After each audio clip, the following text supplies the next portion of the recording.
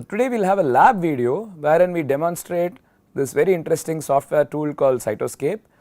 So I will introduce you to Cytoscape as well as the string database, which is a very good repository of different protein-protein functional association networks, and I will also talk you through how you load and visualize networks using Cytoscape, and a very interesting plugin for doing a lot of network analysis in terms of identifying centrality measures or even visualization, which is known as network analyzer. So today let us look at Cytoscape, which is a very powerful tool for doing network analysis.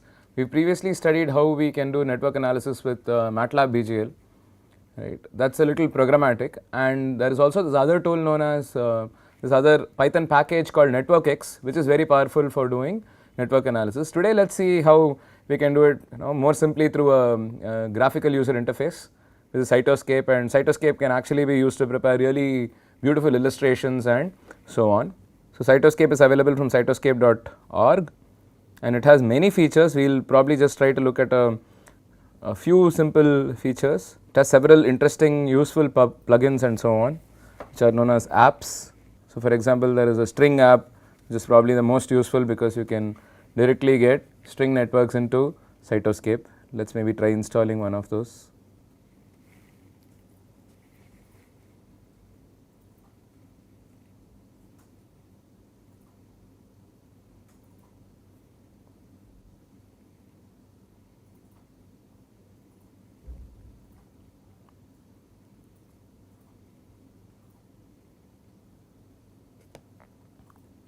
So you can directly fetch proteins from the string database and start expanding the network and so on.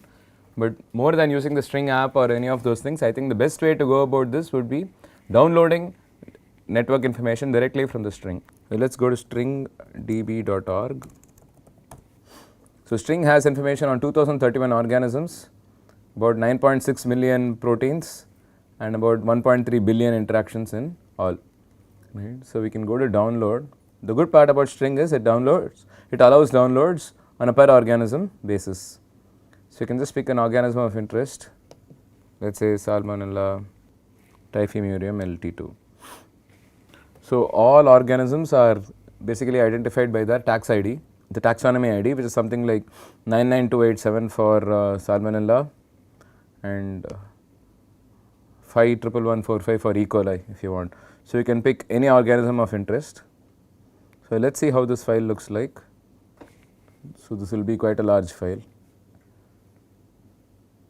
So it has 3 columns: organism ID dot protein ID space organism ID dot protein ID space score of interaction. Do you remember how the string score is calculated? So string has information coming from several channels.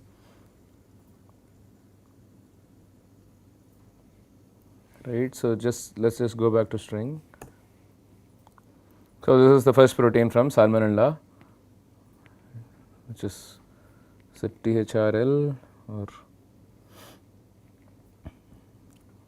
whatever it is. So you can do a lot of interesting analysis right off of the string database itself, but I think we would like to do it computationally offline, right. So this even tells you if there is a structure available and so on. Can you see that there is a structure that is there, right. But what is interesting for us is this. Can you see the multicolored lines? Each of those lines represent a different channel of interaction coming from curated databases, experimentally determined, gene neighborhood, gene fusions, gene co-occurrence, text mining, co-expression, homology and so on. So you have multiple evidences that are available for every interaction, and these are finally integrated. So how are these integrated? So string has a nice way of integrating this database information. Let us say your scores are, let us say you have a protein P1 and a protein P2 and the interaction score is some 0.35, right, and for the same P1, P2 you have another interaction score of 0.45 this comes from phylogeny, this comes from say text mining, and something of this sort. How do you integrate these scores? Like average. You could take average, but the idea string uses is a little better. What it does is, if this is, you can consider this as a probability of interaction, right? How do you combine these probabilities? So it depends upon what you want to ask. So if this is the probability that P1 and P2 interact based on channel 1, this is the probability that P1 and P2 interact based on channel 2, and this is the probability that P1 and P2 interact based on channel 3. What is the probability that P1 and P2 interact? So it's going to be 1 minus 0.35, 1 minus 0.45 into 1 minus 0.86, right? So basically the final interaction score is going to be 1 minus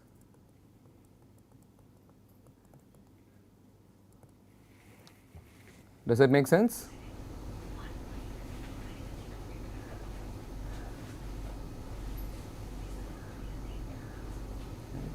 So what is the probability that they do not interact at all? The probability that they do not interact according to this, according to this, according to this will be this number, product of these probabilities. 1 minus of that is the probability that they interact. So this is how you combine, string combines these scores up. So it's quite useful. So this is very useful if you choose to take the string, there is one more file here actually. So there's this file with links detailed, right? So this will have all the channel specific scores. So if you take all the channel specific scores and you want to discard a couple of channels and reweight the scores, now you know how to do it. And in string there is like a small one nuance is that all scores are given in 3 digits, right? So it will be written as 0.356 or actually just 356, and there are a few cutoffs for confidence. So 400 is medium confidence, 700 is high confidence. You can also use 900 if you want. I like to use 900 to start off with because it will give you a very sparse network that can be more easily analyzed. But if you are going to do it computationally, you can do obviously any confidence that you want. So for using Cytoscape, I prefer something like 900. So let's see how we go about doing that. So let's import a network into Cytoscape. So you already have a filtered network which has only the links above 990. Maybe that's too much. Let's start with 950.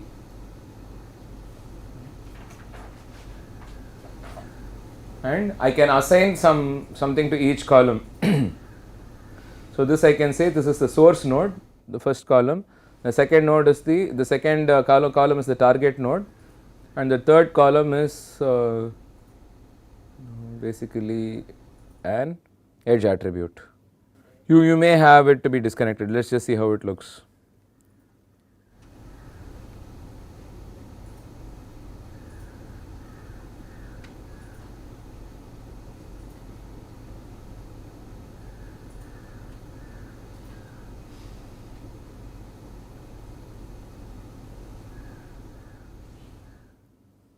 It can also lay it out for you, and it usually has nice layouts. Yeah, so you see there are so many components clearly.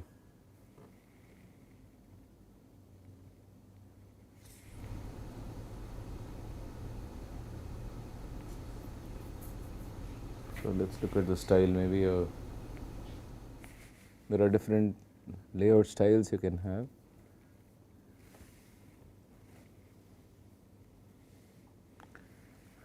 I think you can't even see it. It's already not. It's too dead. Too many nodes. But if you start zooming in,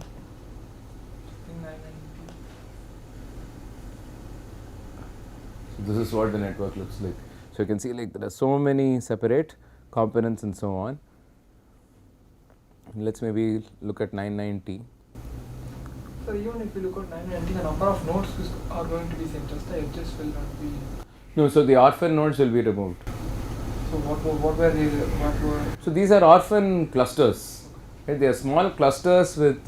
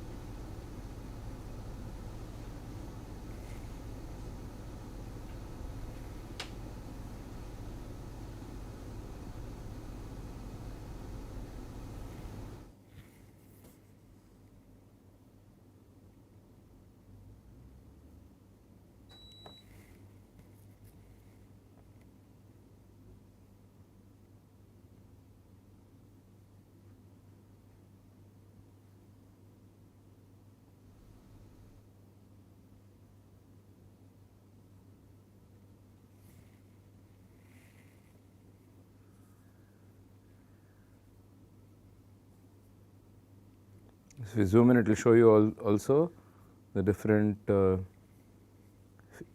features that you have and so on, like the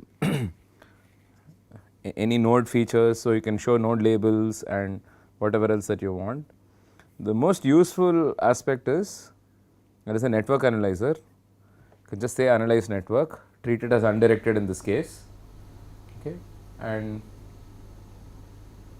it just computes a dozen properties, right. You can look at the node degree distribution, looks reasonably power law, clustering coefficient distribution, number of shared neighbors, shortest path lengths, topological coefficients, neighborhood connectivity, betweenness centrality, closeness centrality, other measures like stress centrality, whatever, and so on.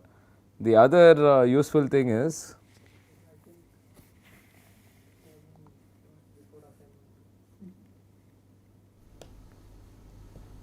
you can just go and say directly visualize parameters, right, and map node size to degree, right, and to say apply.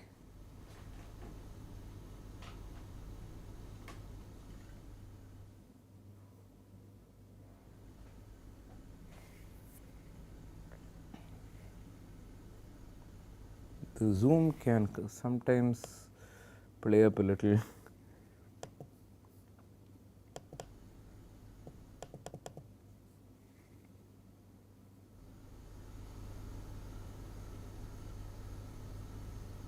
Yeah, so you can see some nodes that are larger here.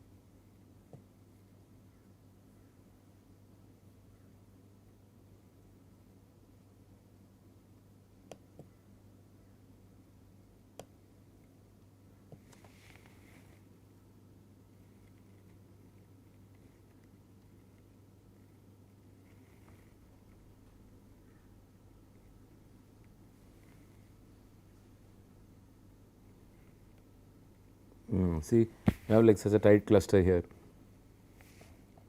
You have a lot of biggish nodes here. You can even just move out a single node, or you want to just delete this node, you can just delete it.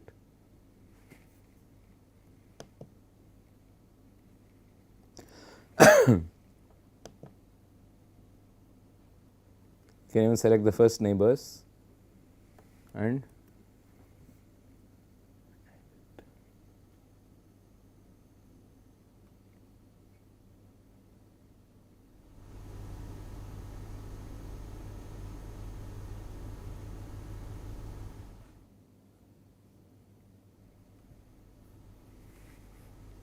so this is how you go about studying perturbations, right. I just removed a node and all its edges, and now you can recalculate. You can recalculate properties and so on. But obviously, you can imagine it's going to be a lot harder doing it with the GUI and so on, which is why I tried to focus on MATLAB BGL earlier. But this is another nice way. If you have a smallish network and you want to visually try to understand a few things, this is a great way to go about it. You can directly visualize betweenness centrality or closeness centrality or any of those measures and see how it affects. Sir, there is no built-in for perturbations. Built-in app for perturbation or something? That might be something. I'm not aware of it. There's just so many different things.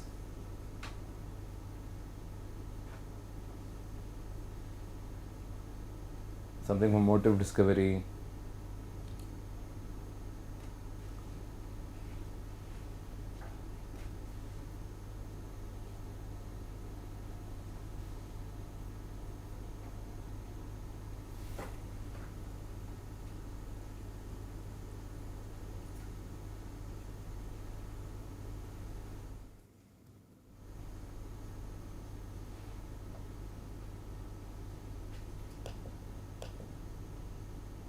Yeah, see, and you have nice things actually. So you can even uh, decide how you're going to visualize it, right? So what I showed you here was I did some auto visualization using the network analyzer toolbox itself, right? Plugin.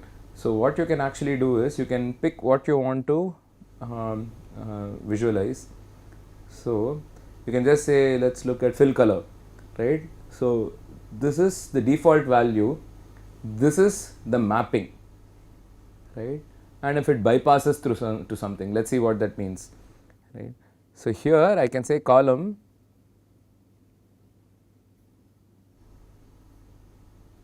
fill color, I can say clustering coefficient, right? And obviously I can't have a pass through mapping here. If I have an integer, if color were an integer, right, if size, I can have a pass through mapping to degree or something like that. Higher the degree, higher the size. So here I basically make some sort of either a discrete or I can make a continuous mapping. Yeah. So see what happened to the figures. Why can't size be associated to clustering coefficient? No, size can be associated to clustering. See here I am trying to color, right? So here node color I can't map it to some integer. So it has to be mapped through in this continuous fashion. So I can't do a pass through mapping. There are three types of mapping you have in Cytoscape. There is a discrete mapping, a continuous mapping and a pass through mapping. Pass through mapping is useful when you are trying to say node title. I mean, yeah, no, what is the label of a node? You pass through map the label of the node to the node ID or something like that. Right? Degree again you can pass through map it, right? So the size is very small. Clustering coefficient will be a float. So you don't want to have, and all numbers are going to be between 0 and 1. Why would you want to make a pass through mapping of it? You'll make a discrete mapping, right? You'll say 0.3. I'll just show you how that works. But you can now see you can, maybe we should have a reverse mapping.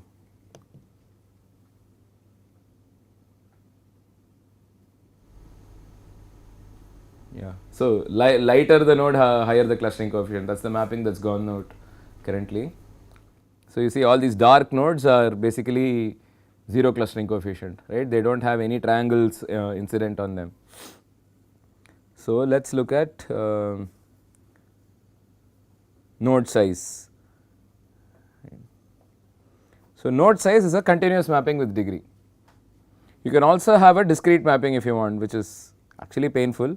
You can say degree value of 1, I'll map it to what size, degree value of 2, I'll map it to some size. If you have like just 5, suppose you have lethal nodes, non-lethal nodes, sick nodes, some 3-4 things like that, accessed via node attribute, you can map them to some 3-4 colors of your liking. So all these things are so trivially easily done with Cytoscape. And pass-through mapping, sir? Pass-through is just pass-through, so I can just, pass-through is just identity. So now I can do pass-through mapping for, yeah. So the size is 1 if the degree is 1, the size is 30 if the degree is 30, pass-through. Okay. Right. So 3 types of mapping, pass-through, continuous and discrete. You will rarely use pass-through mapping almost, except for something like default it will be there. If you look at node label or something, as a pass-through mapping for name, you can see that here. So it says that there is a pass-through mapping for column name.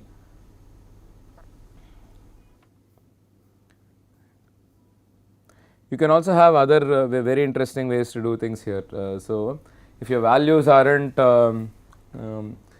if your values are distributed in a particular way, let's just see. So let's say we are going to look at between a centrality, right? And I'm going to make a discrete continuous mapping, and this I can scale it the way I want, right? So minimum between a centrality is 0, wherein I'm going to have a size of 30, but after this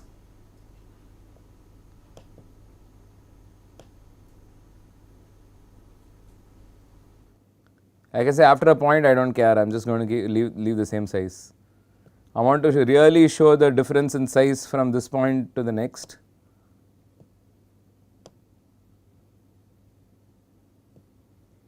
So, anything beyond a particular cutoff, I am now going to make the size much different. Are you able to understand this? I can have more points if I want. I would not want to do something like this, but even something like this. This is almost like bringing it to a discrete mapping domain. So how does this look?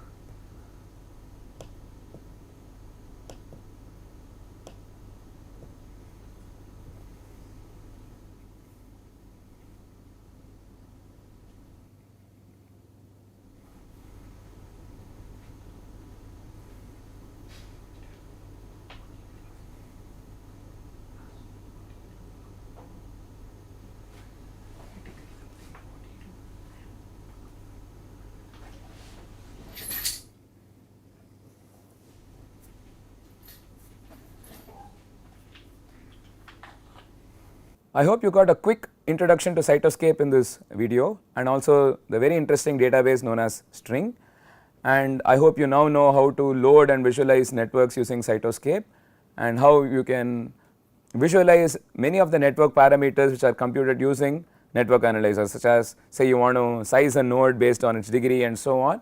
All those things are easily doable in Cytoscape. In the next video, take a simple network and have a walkthrough of the different kinds of analyses one can do, and I will also mention to you briefly about other tools that exist.